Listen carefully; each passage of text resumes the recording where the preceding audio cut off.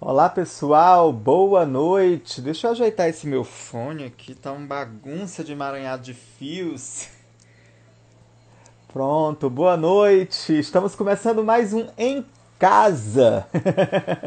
Olha só, mandar já um beijo aqui para Marlane Sepúlveda, para o Joelso Jordani, que estão aqui com a gente.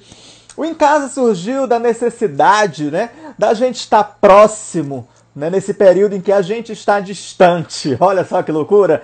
Hoje a gente conversa com Adriano Abreu, que já está por aqui. Eu vou chamar logo o Adriano para a gente aproveitar bem o tempo. Vocês sabem que as nossas lives, elas não têm sido longas para não cansar vocês, né não? Valéria Lima, um beijo. Disse que hoje eu tô parecendo um menininho. Me arrumei para aqui para Adriano Abreu. Silmara Silva entrou. Então vamos lá aqui conectar. Um beijo pro Francisco Coreógrafo, que disse que arrasou, vinga demais. Adriano Alô, Abreu. boa noite. Boa Tudo bem, noite. Ju? Tudo ótimo. Seja bem-vindo, meu querido. Primeiro eu queria agradecer você, né, por você ter reservado esse tempo aí na sua agenda pra gente. Como eu tô falando com o pessoal, a gente está em quarentena, está em isolamento social, e as pessoas acham que por isso a gente não está fazendo nada. Mas não, né? A gente está lendo, colocando leitura em dia, fazendo um Sim. projeto, né? Fazendo alguma coisa, ninguém está fazendo nada. Principalmente uma pessoa como Adriano Abreu, gente. Jamais estaria em casa sem fazer nada. Muito obrigado por ter topado, Adriano. Boa noite, Júnior. Boa noite a todos que estão acompanhando aí a nossa conversa. Eu estou muito ocupado fazendo almoço, janta. Olha, Silmar, ajuda o Adriano. O Caio Leão tá dizendo, Dona Aldira marcando presença. Ô, Dona Aldir, um beijo grande. Minha mãezinha querida, Ah, um amada. grande beijo, Dona Aldira. Obrigado por ter A colocado gente... no mundo uma pessoa tão importante como o Adriano. Mas, Adriano, já que a Dona Aldira entrou, né, vamos começar esse Vamos lá. papo do começo. Como foi que Vamos o Adriano lá. resolveu colocar esse pé no palco de teatro? Como foi que o Adriano resolveu abdicar de uma vida comum, vamos dizer assim, para se dedicar a um sacerdócio chamado teatro? Não sei, acho que as pessoas que fazem teatro são chamadas mesmo, né? E eu sempre quis fazer alguma coisa que me completasse, que fosse. Eu sempre escrevi, eu sempre gostei de escrever, desde criança eu sempre gostei de escrever. E acaba que só escrever não estava me satisfazendo mais, eu quis, né? Eu gostei de alguma forma de estar no palco. Como é que eu gostei? A gente foi para um encontro de educadores sociais de rua, né? E lá no final a gente fez uma homenagem aos facilitadores, né? E aí eu atuei. E foi aí que começou. Isso foi A quando, gente Adriano? Você já era adulto, você já era jovem? Isso foi no Jovem final você é da década sempre, né? de. É, foi no final da década de 80. Eu comecei um trabalho como educador social de rua. Veio uma galera de Recife e eles trabalhavam muito, eles mexiam muito com essa questão do teatro. E é, lá a gente atuou o tempo todo. E lá, nesse encontro, existiam algumas pessoas que faziam teatro em São Paulo, no Teatro do Vento Forte, né? A saudosa Selma Bustamante estava lá, né? Uhum. E o Lohan Matalha, que veio a ser o meu primeiro diretor, assim, oficial mesmo, né? Então, eles coordenaram, assim, essa brincadeira que a gente fez lá em homenagem aos facilitadores. E logo após, passa um pouco tempo, o Lohan, né? Que foi Boca de Ouro, um texto do Nelson Rodrigues. Deixa eu dar um alô para quem já está por aqui. O Aristóteles Pegado está dizendo dois grandes diretores, o Atuda Martins, dois queridos, um beijo para a Kélcia, o Caçando Conversa Piauí, a Kelly Campelo também está aqui, o Fagner Dias, a Kelly, dois queridos, o Negro Val, o Valdifran. E aí, você começa toda a sua trajetória como ator, né? Começando mesmo da base. E quando há, Adriano, essa virada na chave, quando é que você começa a dirigir espetáculos, quando é que você começa a entender de sair da frente dali do palco e ir lá para a coxia, ir lá pro bastidor, para a cabine, começa a ser o diretor Adriano Abreu? Eu costumo dizer assim que no Piauí nós somos obrigados a fazer determinadas coisas. e eu fui obrigado a dirigir, né? Eu não queria, eu acredito que eu não tinha alcançado o nível que eu gostaria atuando, mas aí eu trabalhava no Circo Negro, um coletivo muito grande mesmo. Na época, teve uma época que o Circo Negro chegou a ter 50 componentes, e aí dividiram os núcleos e consideraram para que que eu teria condições de dirigir um trabalho. E foi assim que eu comecei a dirigir. Desde que eu comecei, não deixaram mais. Né? Então eu costumo dizer que eu sou um ator abortado. Né? Eu sou um ator que não nasceu. Né? Eu trabalhei como ator e tal, mas eu acho que eu poderia fazer mais. Eu ainda sonho assim um dia voltar a ir para frente do tablado, assim. Né? Mas fica cada vez mais distante, porque cada dia que passa as pessoas me convidam para dirigir mais e mais. Né? E a direção, ela suga muito você. Né? O trabalho do diretor é o trabalho mais solitário do mundo. Né? Um cara que está cercado de pessoas, ele está falando o tempo todo com um monte de gente. Né? Ele está conduzindo um determinado processo, e às vezes a gente conduz um processo meio às cegas. Aliás, quase sempre, né, o diretor é aquele cego conduzindo outros cegos. Né? E isso também não tem problema nenhum. Né? Eu acho que a pessoa não deve ter as respostas todas. Né? A gente só sabe o porto de onde a gente sai com o barco, onde a gente vai chegar lá na frente, a gente nunca sabe. Pelo menos a minha maneira de dirigir funciona dessa forma. Né? E aí eu não voltei mais e continuo um diretor e vi a necessidade de que, já que eu vou ser diretor, então eu tenho que me especializar nisso aqui. Né? Então eu tenho que começar a estudar e voltar a minha visão para esse lado. E a poesia ficou sacrificada, né? A dramaturgia ficou sacrificada, tudo ficou meio sacrificado, a atuação ficou completamente sacrificada. Em relação à direção, eu não me arrependo. Eu gosto muito de dirigir, né? Apesar, como eu falei, da solidão, da direção, né? Eu amo muito estar com as pessoas, trocando, dialogando, né? Mas é bem sacrificante, né? Mas eu acredito, né? Tenho até uma certa certeza é bem legal, né? Eu tenho a certeza que atuar é bem mais complexo. Eu tenho um carinho muito grande pelos atores que trabalham comigo, porque eu sei que a pressão é impressionante. Inclusive, eles estão aqui. Tem a Deusa Sofia aqui, tem o Valdir Frama. Dá um beijo pro Dr. Luiz Cláudio, que está dizendo que as lives estão maravilhosas, só a internet que não colabora. Um beijo para a Débora, que está aqui. Dandinha também está aqui. Dandinha que vai participar com a gente também ainda. E você, além de ter certeza, tem experiência, né? Porque passou pelo fato de ser ator e hoje é diretor. E aí, Adriano, você traz para Teresina, você monta em Teresina o coletivo Piauí Estudo das Artes, você e outras pessoas. Mas o que eu acho não, o que é mais interessante, para a gente sair do campo do achismo, o que é mais interessante é você democratizar o acesso dessas pessoas ao coletivo, ao fazer teatral. E eu queria que você comentasse isso. Vocês fizeram oficina, vocês foram escolhendo as pessoas que poderiam, né, estar juntos com vocês para realizar esse trabalho em Teresina. Sempre foi assim. Sempre foi assim. Uma coisa que eu aprendi em teatro é que o trabalho escolhe, né, e o trabalho expulsa.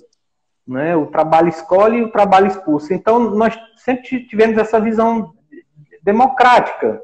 Né? Em geral, as pessoas começam a trabalhar no coletivo Piauí Estudo das Artes, né? E muitas delas, por uma série de fatores, não permanecem. Né? E a gente tem que se acostumar com isso. Né? As pessoas vão embora, as pessoas partem, elas partem inclusive os nossos corações, mas a gente tem que saber que a roda anda. Né? O teatro é uma roda viva. Né? E as pessoas que vão chegando, elas também têm que contribuir com o seu verso, têm que contribuir com o seu personagem. Né? E é isso que é legal no teatro. Né? É isso que me fascina. Né? O teatro, o que é o teatro? O teatro é uma arte que ensina as pessoas que existe um mundo que está ao redor dela e que ela não está conseguindo enxergar. A gente, por exemplo, nós estamos em casa, estamos vendo muitos vídeos, muitos filmes, muito material, muito conteúdo, né? E os pequenos dramas, né? E as pequenas dores, né? Os pequenos poemas, né? Eu acho que a minha visão de teatro é isso, é olhar pelo buraco da fechadura mesmo, é mostrar aquele sentimento que está mais recolhido, aquele problema que está colocado para debaixo do tapete, né? Por isso que nossos espetáculos eles têm muito da questão familiar. Aliás, todos os espetáculos do Coletivo Piauí Estudo das Artes são espetáculos que falam de relações familiares. Até o Fogo, que é um espetáculo que tem um pano de fundo a questão social, né, do incêndio das casas de Padre Teresina, ele é a relação de uma moça que era de classe média e que vai viver deslocada do seu habitat, digamos assim. Ela vai para a periferia e vai conviver com aquelas pessoas, ela, a filha dela, enfim, as relações que ela vai estabelecer naquele espaço. Então, sempre os nossos espetáculos estão falando desse microcosmos, né? Desse micro-universo. Eu acho que minha temática é essa. Eu não nasci para falar de grandes coisas, sabe? Eu acho que eu nasci para falar de pequenas coisas que acabam sendo definitivas na vida de todo mundo, né? Eu acho que é isso. Inclusive, o Fogo reestreou recentemente, né, Adriano? Vocês reestrearam o Fogo recentemente, inclusive a Silmara já está no elenco, que antes não estava, e foi uma estreia bem prestigiada, uma estreia bem bonita, e queria desejar aqui parabéns para todo mundo. E aí você estava falando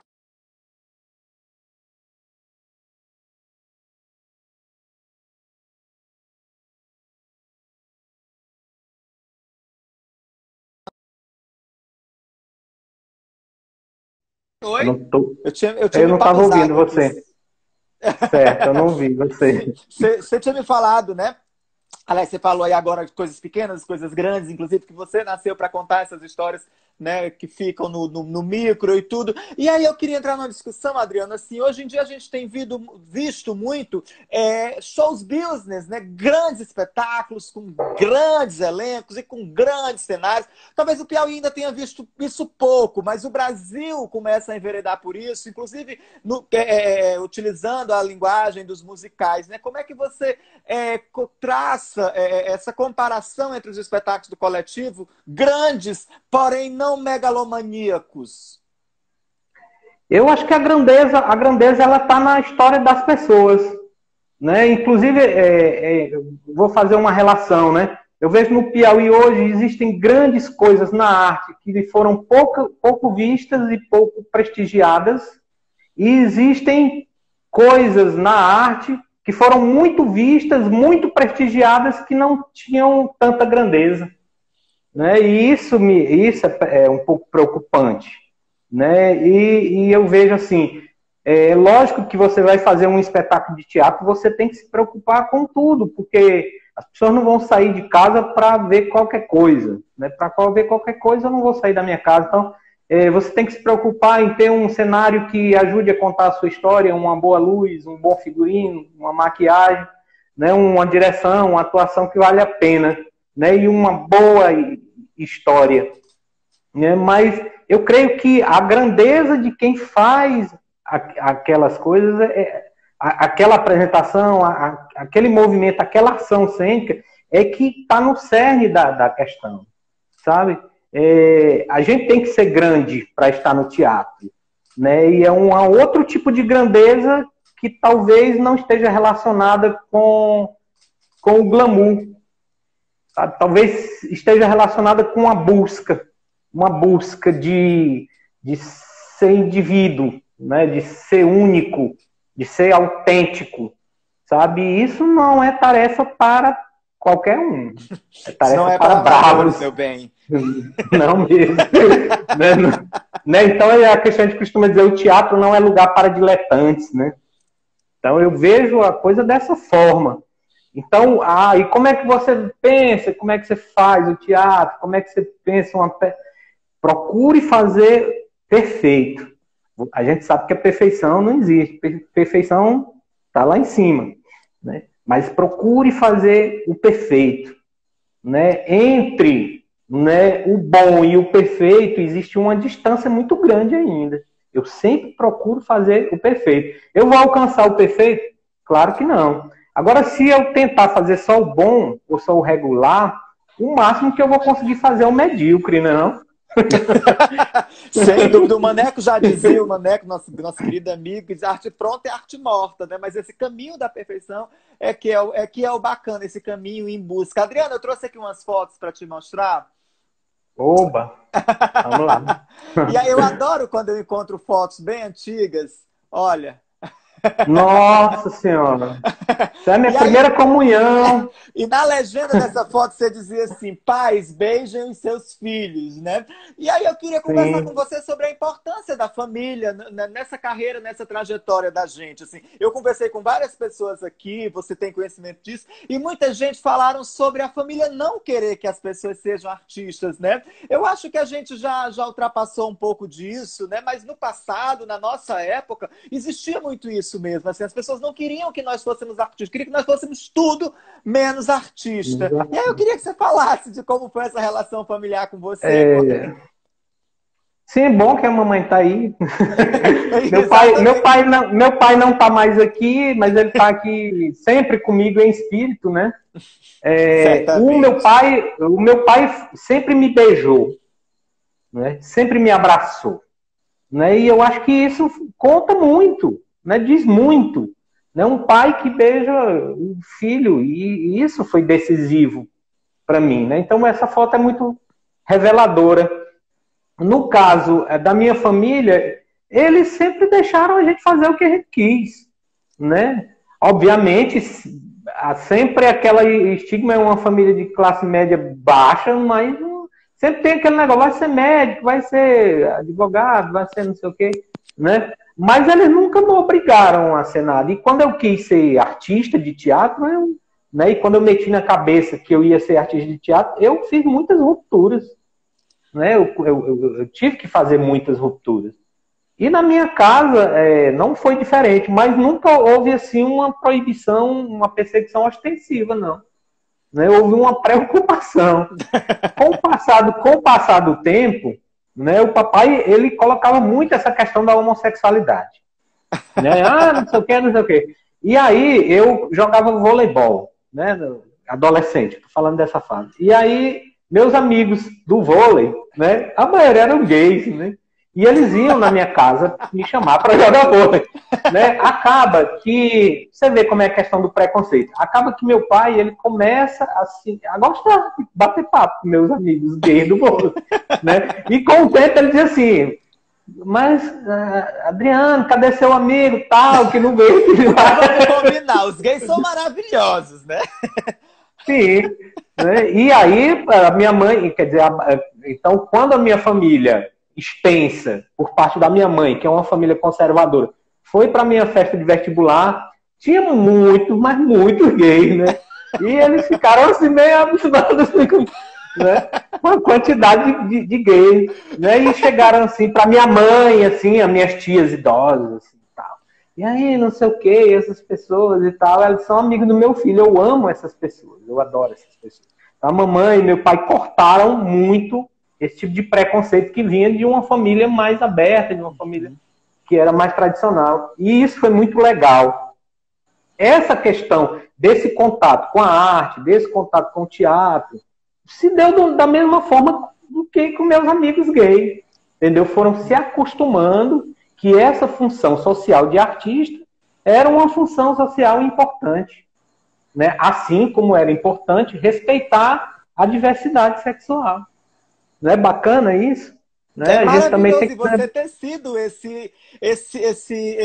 esse ponto, né, de fazer, ajudar nessa compreensão das pessoas que viviam com você. E aí, deixa eu botar a foto de novo, porque eu quero fazer outra pergunta com relação à foto, que eu sempre faço, que é o que ainda tem desse Adriano aí, da primeira comunhão, para esse Adriano que está aqui conversando comigo. Ah, meu Deus! Hoje diretor de teatro, né, um grande nome do teatro no Piauí, no Brasil. Eu me esforço, mas eu acho que eu sou pequeno. Eu sou É pequeno, nada. eu gosto de ser assim. Eu gosto de me ver como pequeno. Uhum. Né? Eu gosto de me ver nesse lugar. Né? Eu não gosto desses grandes voos. artísticos e espirituais ficam para os grandes artistas enormes. Né? Eu sou um artista pequeno. O que fica dessa criança, acho que é a poesia. A poesia sempre esteve em mim. A poesia sempre me dominou. Ela sempre mandou em mim. É um dom divino. Né? Deus me deu a poética como herança. Né? E ela nunca vai sair de mim. Então eu continuo fazendo poesia, só que poesia agora em cena, né? Poesia viva, né? Mais viva do que... Olha, o seu irmão tá aqui, o Guto Abreu, tá dizendo que sempre teve você como beijo, inspiração, amo você. como ser humano. E o Val, mandar um beijo pro Val, gente. O Val também tá fazendo live. Depois você tem que vir pra cá, viu, Val? O Val tá em Brasília, é um artista nosso. Ele tá perguntando pra você qual o maior desafio em fazer teatro no Piauí. Eu acho que o maior desafio que eu tenho enfrentado nos últimos anos em fazer teatro no Piauí é fazer com que as pessoas vejam as coisas que eu tenho para mostrar e compreendam que aquilo que eu tenho para mostrar não é revolucionário, mas é o que está acontecendo no mundo. Né? O teatro mudou, né? O teatro evoluiu, o teatro avançou. Né? A gente costuma ir em São Paulo quase todos os anos ver espetáculo lá. Todo ano, quando a gente vai, a gente vê mudanças muito grandes, né? A gente vê as tendências se desenvolvendo. Né? Me parece que uma boa parte do teatro brasileiro de expressão piauiense tem uma dificuldade muito grande de acompanhar os passos das coisas que estão acontecendo no mundo. Né? E quando acompanham, vem como imitação, né? Vem como diluição. Isso é preocupante. Né? Não. Né? O que é que estão falando hoje? Né? O que está se discutindo? Né? Não é discutir o talento ou a criatividade do artista do Piauí, né? Do artista do Maranhão, do artista do Ceará. É você tentar entender quais as discussões que estão acontecendo, né? As discussões estéticas e as discussões conceituais que estão acontecendo. Não é? Isso é a nossa dificuldade, né, aqui. Então, assim, muitas vezes eu digo assim, eu quero fazer uma leitura naquela janela. Não é para juntar gente aqui, né, embaixo. É lógico que as pessoas, uma ou outra vai olhar, as pessoas lendo na janela do teatro, mas eu quero fazer uma leitura pública aqui, e isso não é um projeto de teatro, é um projeto de leitura pública, e ele tem que ser filmado porque é um projeto de audiovisual também. Aí, meu irmão, para você explicar isso para as pessoas, né, você tem que fazer. Aí as pessoas dizem, agora eu entendi o que você estava dizendo. A gente fez um projeto chamado de Última Pocket Show, que eu adoro. Inclusive, você é a musa do Filhos de Baco. Exatamente, que é rainha do close. Né? Você é a rainha do close lá, que é um desdobramento de Última Pocket Show. Então, diz assim, nós vamos fazer isso aqui. Aí as pessoas vão assistir aquilo ali e dizer assim, mas eles não cantam como uma banda. Meu amigo, eu não quero cantar como uma banda.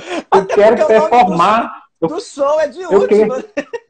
Eu quero fazer a festa. Eu quero que vocês se divirtam. Eu quero que vocês entrem nessa brincadeira, porque em todo lugar do mundo, os artistas de teatro estão fazendo show dessa forma. Estão fazendo show de variedade. Você recebeu uma pessoa aqui que é uma estrela lá do Buraco da Lacraia. Isso, não é? A Simone Maser. Então existe isso em todo lugar. As pessoas estão fazendo.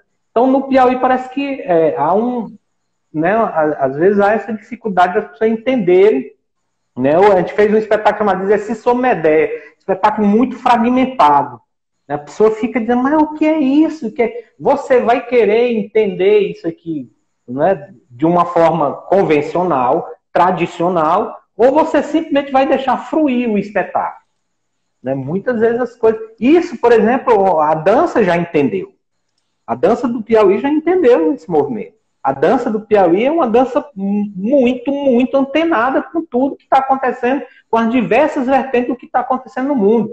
O teatro do Piauí, em sua grande maioria, insiste em se prender a um apego, né, de coisas que são importantes, que são legais, mas que não é que passaram, mas que não existem só aquelas coisas. Existem outras coisas. O teatro andou muito, caminhou muito. Né? E a gente tem que acompanhar a vida. Eu estou aqui fazendo uma live com você e conversando pelo celular. Né? Há 3 anos, há 2 anos, há 1 ano, isso seria impraticável, isso seria impossível. Né? E Então a aí, gente tem que estar Adriano, ligado nisso. você fala sobre isso e assim, eu queria inclusive assim dizer, não sei se você considera isso, eu pelo menos considero, mas assim que você como coletivo, você inaugura no Piauí um fazer teatral admirável. Primeiro porque você começa a trazer para as pessoas que assistem o seu teatro esses elementos que você já falou, e principalmente no momento em que, eu acho que declínio é a palavra muito forte, mas um momento em que as pessoas estavam deixando de ir ao teatro, né? Você é da época minha, que a gente assistia ali o Festival de Teatro de Monólogos Ana Maria Rego, que aquilo lotava e que faltava ingresso e que de repente ninguém ia mais. E você Sim. vem com espetáculos fantásticos para essa população. E como você enxerga isso? Assim, de ser esse catalisador, talvez não, mas assim, de ser esse ponto de mudança. Na realidade, como eu falei, assim, eu nunca quis revolucionar absolutamente nada. Eu acho que a revolução, né, os grandes questionamentos estéticos, o conceitual, são para pessoas que têm esse tipo de vontade, esse tipo de desejo. Não. Né? Eu só queria, em primeiro lugar, falar daquilo que era importante para mim, né, e tentar convencer as pessoas que estavam trabalhando comigo que aquilo que era importante para mim poderia ser importante também na história deles como artistas. Esse foi o primeiro movimento. O segundo movimento é dizer para a cidade, olha, eu vou falar disso aqui e talvez isso seja importante para as pessoas do teatro e para as pessoas que não são do teatro principalmente. Né? Porque também outra crueldade aqui, que as pessoas fazem com o seu teatro, é fazer teatro para gente de teatro. Se eu fosse fazer teatro único e exclusivamente para pessoas de teatro, eu estaria ferrado. Eu estaria lascado.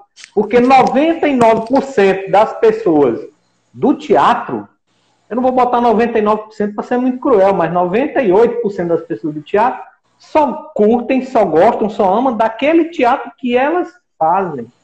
Só acham interessante aquele teatro que elas fazem. E isso é um erro.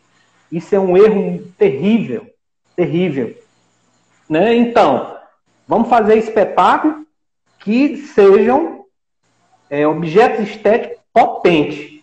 Porque mesmo aquele indivíduo que só gosta do seu teatro, não é? Ele vai ficar mexido com aquilo ali. Ele vai pensar duas vezes, né? Antes de jogar uma pedra. As pedras são muito bem-vindas, né? Mas saibam que a vidraça, né? A vidraça para essas pedras é a prova de bala. Não é só a prova de pedra. Então, acho que a questão foi muito essa. Né? E para as pessoas que não curtiam mais o teatro do Piauí, porque achavam um teatro jocoso, um teatro frágil, um teatro que vivia de piada interna, né? Um teatro... Né? Essas pessoas começam a ter contato com outra história, né? Com outra visão, que não significa que seja melhor também do que aqueles outros tipos de teatro. Né? É só uma outra coisa, é só diferente. Porque eu acho que nós fazemos um teatro tradicional muito bom. Um teatro tradicional, né? Um teatrão muito bom, muito bom. Né? E isso é difícil. Isso é difícil. Isso é difícil fazer. Um teatro convencional bom. É verdade. A Marlane está dizendo que o Pocket Show foi show, que ela é fã número 1. E aí, Adriano, você hoje, né, diretor do Coletivo Piauí Estúdio das Artes, um grande nome da representação teatral do Piauí, e você trabalha com grandes atores dentro do seu elenco. E eu queria saber, era isso, assim, como você parte para escolher personagens, né? Partindo do suposto de que esses atores todos são bons.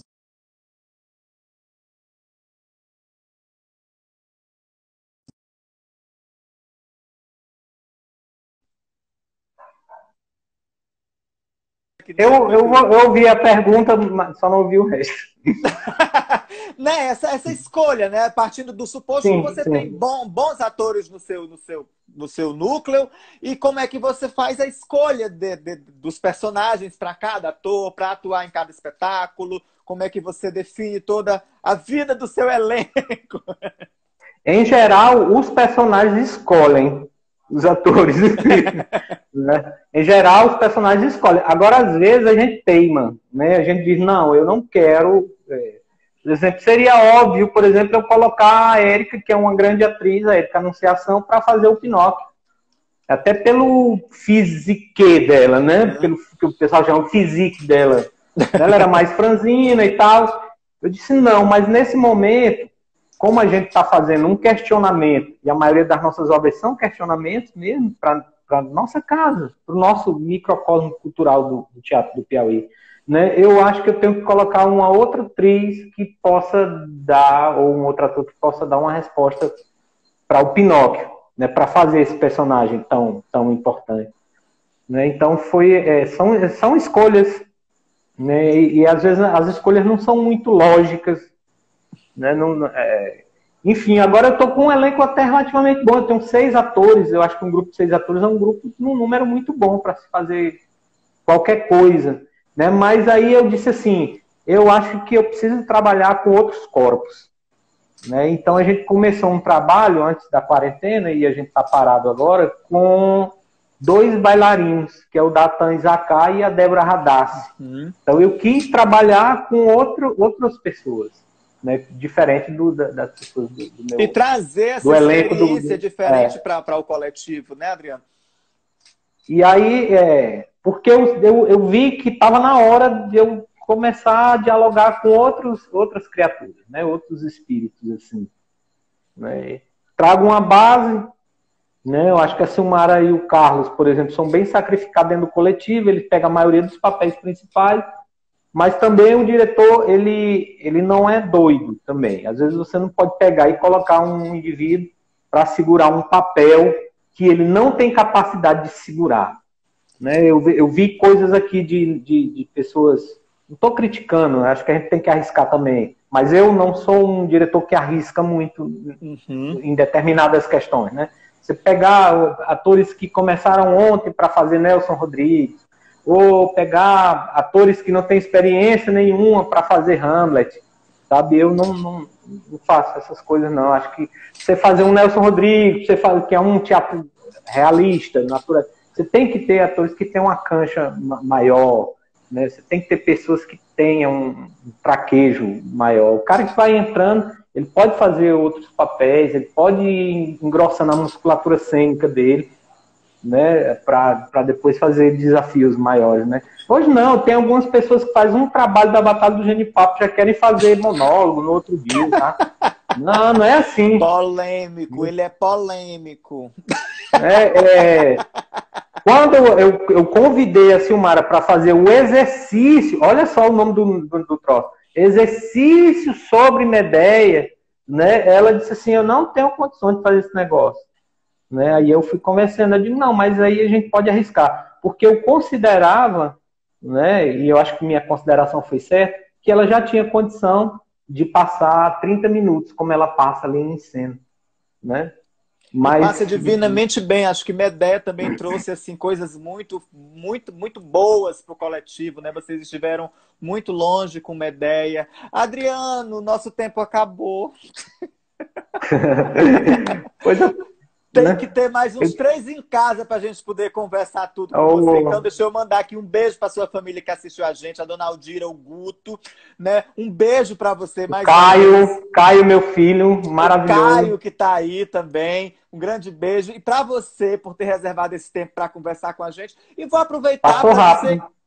Passou muito rápido. E vou aproveitar para dizer assim, o quanto eu sinto admiração pelo coletivo, principalmente por se reinventar. Né? O coletivo hoje tem se reinventado com a pandemia do coronavírus, o coletivo se reinventou e aí está trazendo aí para a gente as leituras dramáticas, né? Estão sendo feitas via live, né, do coletivo, e nós vamos ter aí as Silmaras, né? Queria que você fizesse o convite aí dessa leitura, desse texto. Silmara Costa é uma atriz de Boa Vista, lá do norte, né, e que a gente teve o prazer de conhecer ela e o grupo dela. É um pessoal muito legal, muito bacana. E ela é Silmara também, né? E ela é tão forte como a Silmara Silva, a Silmara Costa. Gente, pois né? Então essa leitura é pra gente descobrir quem é a Silmara mais forte, é? Acho que talvez. Mas são pessoas maravilhosas. Eu queria deixar um recado assim muito especial para o pessoal de teatro, né? A gente vai voltar, né? A gente vai conseguir superar essa fase que não é ruim, né? Uma fase, a gente diz assim, é uma crise, sim, mas crise talvez seja um momento também da gente se repensar, né? Como artista de teatro. E eu espero muito assim que quando o Teatro do Piauí volte, né? Ele volte de uma outra maneira, de uma outra forma, né? Não somente a lacração, o close, né? O glamour, essas coisas são inerentes ao nosso trabalho, o glamour, o close, a lacração, fazem parte, né? Mas essas coisas não podem ofuscar a nossa dedicação, o nosso amor, o nosso compromisso com essas coisas que a gente faz, que às vezes podem mudar uma vida de uma pessoa. No meu caso, né, a minha vida mudou quando eu fui para o Colégio Diocesano. Eu não sei por que eu entrei nesse dia no Colégio Diocesano. Estava tendo uma apresentação de um poema, né, eram alunos que estavam fazendo esse poema, né, A Morte do Leiteiro. Um poema muito famoso do Carlos Drummond de Andrade. Né? E eu achei aquilo tão incrível assim, né? Eu achei tão lindo aquilo ali, né? E eu queria fazer alguma coisa daquele jeito. Né? Isso nunca saiu da minha cabeça. Né? Eram alunos fazendo aquilo ali. Né? E mudou minha vida para sempre. Né? E muda, né? As pessoas mudam. Quando o objeto estético tem potência, as pessoas não vão sair ali da sala de espetáculo do mesmo jeito. Eu acredito sem profundamente dúvida, nisso. A entrevista inspirou, porque a Fernanda Michel está dizendo aqui que me inspirou mais ainda para fazer teatro. A Marlane está dizendo que é para a gente aumentar essa live para 1 hora, porque meia hora é pouca, para deixar o gostinho de quero mais. Mandar um beijo para a Iraci, que está dizendo aqui que tem que fazer outra live com você. O Fagner está dizendo que foi muito bom, que quer assistir Medeia. O Sidney Santiago está aqui, um grande beijo. O Guto Abreu está dizendo que não é porque você é irmão dele, não, mas é porque você é top mesmo. A Érica está mandando um abraço poético. Avante coletivo. Adriano, mais uma vez, muito obrigado. Você sabe da intenção desse programa, é trazer para as pessoas que estão em casa, né, um bom conteúdo, e você é um excelente conteúdo, mas principalmente para estimular que elas continuem em casa. Você sabe que a nossa curva tem aumentado cada dia que passa. Então, gente, por favor, aos que podem, fiquem em casa. Tá tendo lives todo dia aqui no meu canal, no canal do Coletivo, no canal da Silmara, no canal de tantos artistas. Procura alguma coisa para fazer, mas pelo amor de Deus, fica em casa. Deixa eu falar uma coisa para as pessoas, que eu sei que a maioria das pessoas que estão nos vendo trabalham e tem um emprego e tem bons patrões, né? Mas aquele patrão que vai demiti-lo, né, e que não vai conversar com você e vai simplesmente demiti-lo porque ele acha que está perdendo dinheiro, e se ele lhe demitir, ele vai ser um livramento para você, porque vai terminar essa crise e você vai arranjar um emprego muito melhor, com um patrão muito mais humano e muito melhor do que o cara que lhe demitiu quando mais você precisava. Exatamente, Adriano. Assim. Meu querido, um grande beijo para você. Você sabe o quanto eu amo você, a Silmara. Vocês são meus amigos assim do coração. Muito obrigado por ter topado e a gente grande beijo, meu irmão. Grande beijo e um grande beijo a todos e a todas que estiveram aqui, tiveram paciência de ouvir nosso bate-papo, que foi tão bacana. Foi ótimo. Beijo para você. Tchau, tchau. E amanhã tem mais Em Casa.